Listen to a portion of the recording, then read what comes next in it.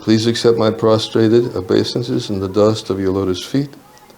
All glories to your divine grace. I'm writing this Vyasa Puja offering to you a few days before the 126th anniversary of your divine appearance in this world.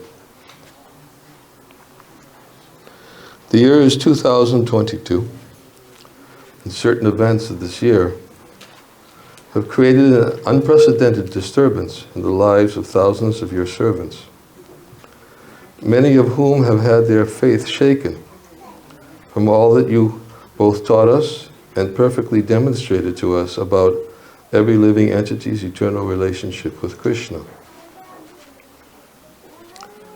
Srila Prabhupada, your faith in Krishna, your purity, your conviction in the order of your Guru Maharaj, your example as an ideal Vaishnava, and especially your instructions, have formed the bedrock for the movement you began in 1965. Back to Godhead was the goal you personally set for everyone who would take shelter in your movement. You then left this movement here in this material world into the hands and into the hearts of your followers when you returned to your eternal service in the spiritual world.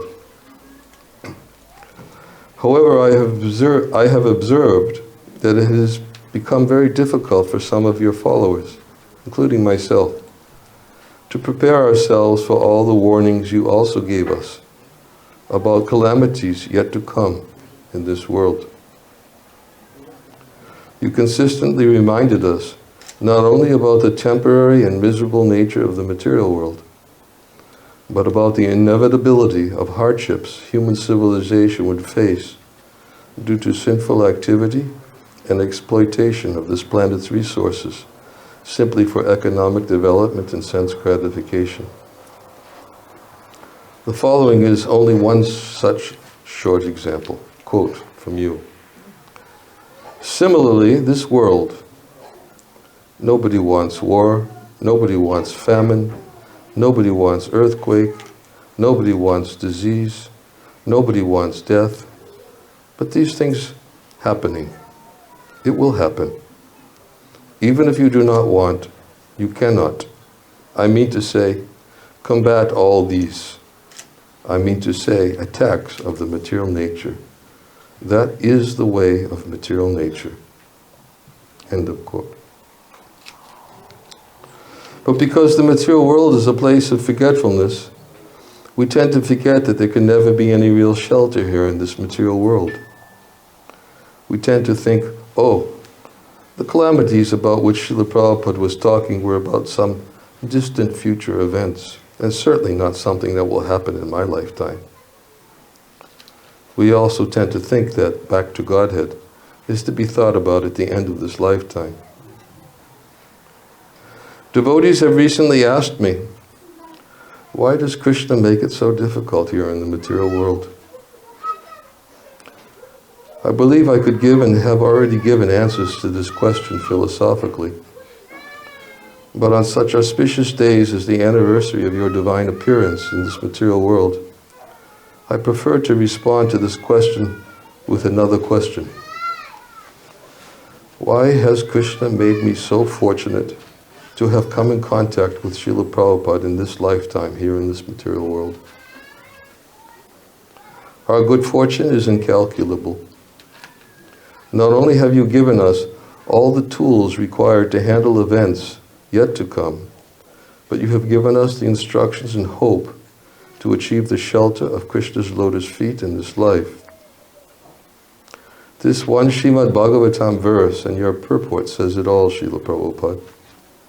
Translation. O Lord, who resemble the shining sun, you are always ready to fulfill the desire of your devotee. and therefore you are known as a desire tree. When acharyas completely take shelter under your lotus feet in order to cross the fierce ocean of nescience, they leave behind on earth the method by which they cross. And because you are very merciful to your other devotees, you accept this method to help them. And in the purport, you have said, this statement reveals how the merciful acharyas and the merciful Supreme Personality of Godhead together help the serious devotee who wants to return home back to Godhead. Sri Chaitanya Mahaprabhu, in his teachings to Rupa Goswami, said, Brahmanda Brahmate Kona Bhagavan Jeev Guru Krishna Prasadhe Bhai Bhakti Lata Baij. One can achieve the seed of Bhakti Lata, devotional service, by the mercy of Guru and Krishna.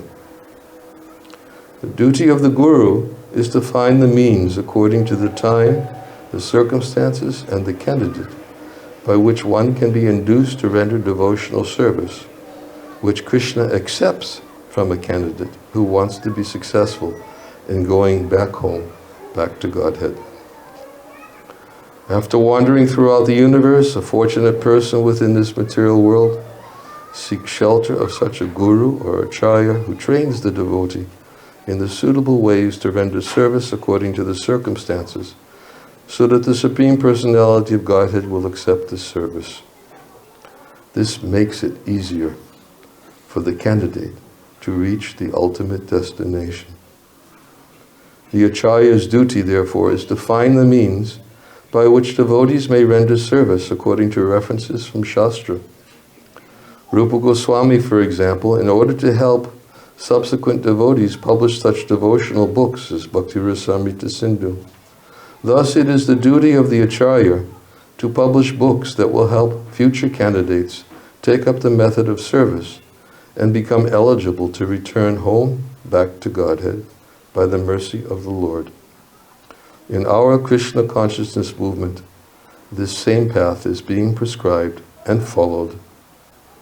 Thus, the devotees have been advised to refrain from 4 sinful activities, illicit sex, intoxication, meat-eating, and gambling, and to chant 16 rounds a day. These are bona fide instructions. Because in the Western countries, constant chanting is not possible, one should not artificially imitate Haridas Thakur, but should follow this method. Krishna will accept a devotee who strictly follows the regulative principles and the method prescribed in the various books and literatures published by the authorities. The acharya gives the suitable method for crossing the ocean of nescience by accepting the boat of the Lord's lotus feet, and if this method is strictly followed, the followers will ultimately reach the destination by the grace of the Lord.